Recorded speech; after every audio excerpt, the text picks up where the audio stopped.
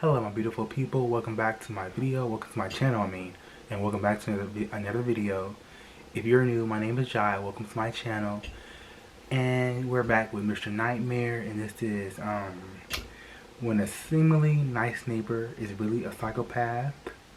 So yeah, so sit back, relax, get your snack, get snuggled up, and if you have not yet, typical things you hear is like, comment, subscribe, share, follow me on my social media down below, all that wonderful stuff, if you want to.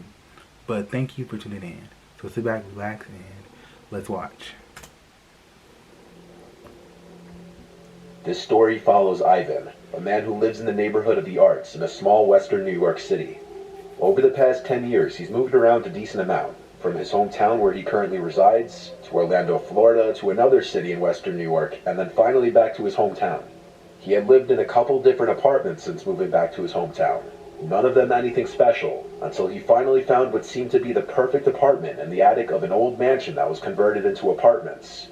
It was downtown in the neighborhood of the Arts, an ideal place to live for young, artistic, creative individuals. Okay. Ivan moved in with one of his childhood best friends, since it was a 3-bedroom and he would need roommates in order to maintain the rent for the place. Okay, nice. The first year living there was uneventful, which was ideal for Ivan. As far as neighbors, there were 2 men who were likely a couple that always got into fights so loud that everyone in the building could hear, and on one occasion, one of them locked the other out of their apartment naked, and given that the mansion was across the street from a school, the cops were called. But as long as they didn't involve Ivan or his roommates, they would try to stay out of any of the drama. After about a year of living there, a young couple, a guy and a girl in their late 20s to early 30s, moved into apartment 2. And they seemed friendly at first, and always said hi when passing in the hall or any time Ivan would be hanging out on the front porch. They were pretty decent neighbors for the first year to year and a half that they lived there. House, one day, Ivan came home from work and noticed that someone had put some furniture on the front porch. Ivan immediately assumed it was the couple in apartment 2, since they had an entrance to their apartment right on the porch. As he was getting ready to head into the building, the guy living in apartment 2 came out and introduced himself as John, and told Ivan that he wanted to build a community within the apartment building. Ivan, being a people person and caring about his community, was initially all for this idea. For the next few days, Ivan would come down after he got home from work and hang out on the porch since it was springtime and he wanted to enjoy the nice weather. He would sit on the couch on the porch and either read a book or work on his computer, and for the time being, it seemed nice that the community porch was set up.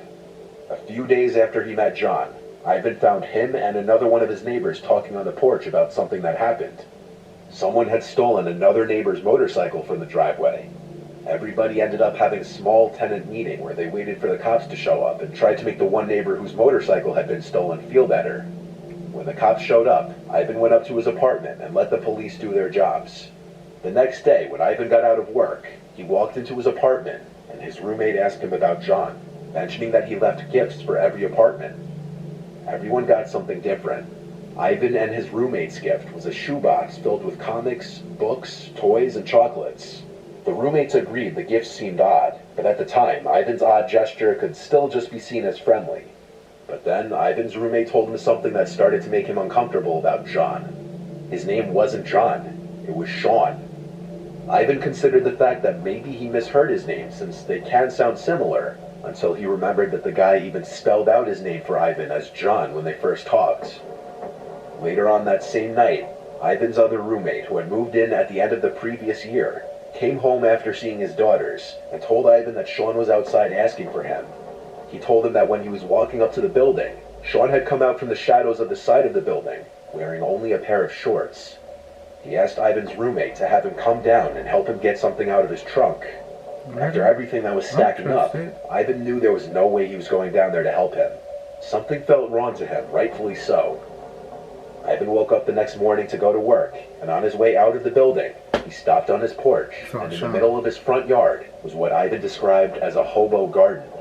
Sean had set up a bunch of garbage around a half-empty refrigerator that had the door ripped off. There was broken glass everywhere, and there was a patch of dirt dug up in front of it, as you can see in this picture taken by Ivan. Not only was this an extreme eyesore, but this would also be freakishly weird of somebody to do. Ivan immediately called his landlord and told him that he was not okay with that and that Sean was starting to weird everyone out. They told him they would address it, and so Ivan left it at that and went to work. When he got home from work, some of the garbage had been moved to the side of the road, but no one was around. Ivan decided that it would be better to just go up to his apartment and not get involved anymore, since he was starting to feel like something wasn't right. Ivan was only in his apartment for about 5 minutes at most before he started hearing yelling coming from outside the bedroom window, not directed towards him, just loud yelling coming from outside. When he looked outside his window, he saw Sean throwing the garbage from the yard into the street. He was freaking out, apparently yelling to himself. Then another one of Ivan's neighbors, Mark, ran up to him and tried to calm him down. One of Ivan's roommates returns home at this time, and he decided to try to help calm him down as well. After a few minutes, things went silent other than the sounds of cars driving down the street. Ivan's roommate then came inside and started telling him about Sean's freakout outside. Sean had been yelling that he doesn't think he did anything wrong. By this point, it was clear that Sean was an unhinged individual, and so Ivan told his roommate to try not to interact with him if possible. Things seemed to be getting worse and worse. It was only a few hours later that Ivan started to hear more yelling and even started feeling the building walls shake a little bit. Someone was arguing with someone, and things were clearly getting physical, evident by all the noise and shaking. Ivan contemplated calling the police, but decided to text his neighbor Mark first, since he lived on the same floor as Sean. Mark didn't text back right away, not until after things seemed to calm down. Mark told Ivan that Sean got into a huge fight with his girlfriend, and Mark once again had tried to calm him down, and in response, Sean tried to fight Mark. Mark called the cops on him, and Sean ended up being taken to the station by the police. Things didn't end there, though. In fact, things only got worse. Sean tried to fight his friend, and Mark to calm down.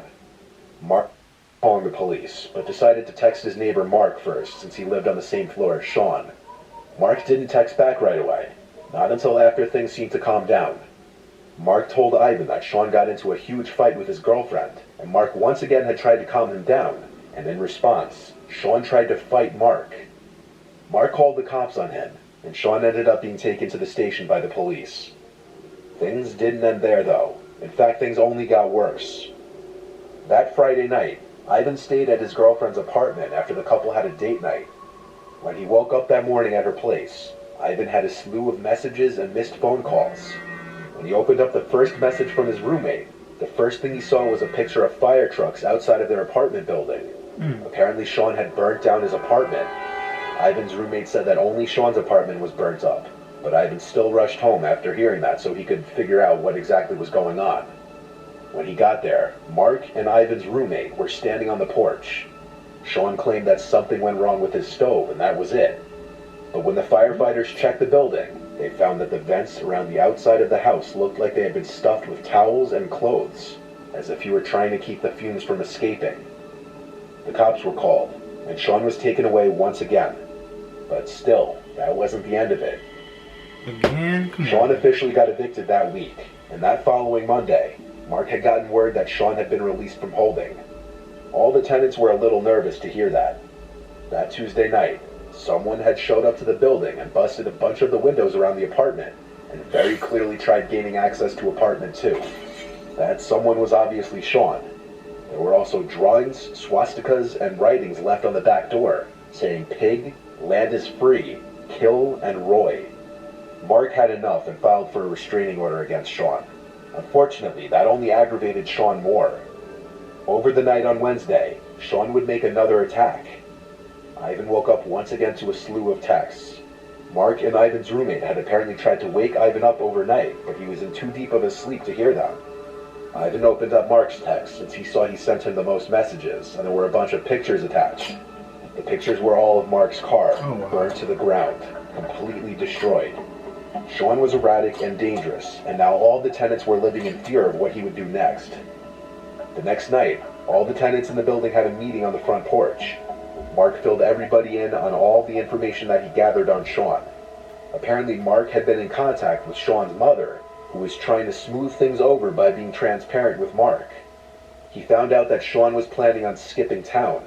Mark also managed to get footage of Sean walking over to Mark's car overnight, and then walking away. There was a case here, but that didn't make anyone feel better about anything. As all the neighbors talked, everyone shared everything that they could. The woman in apartment 3 told everyone that one night, She walked by her window only to see Sean out there, standing on the side of the building, using a bag of water that he filled with holes and just staring at her while doing so.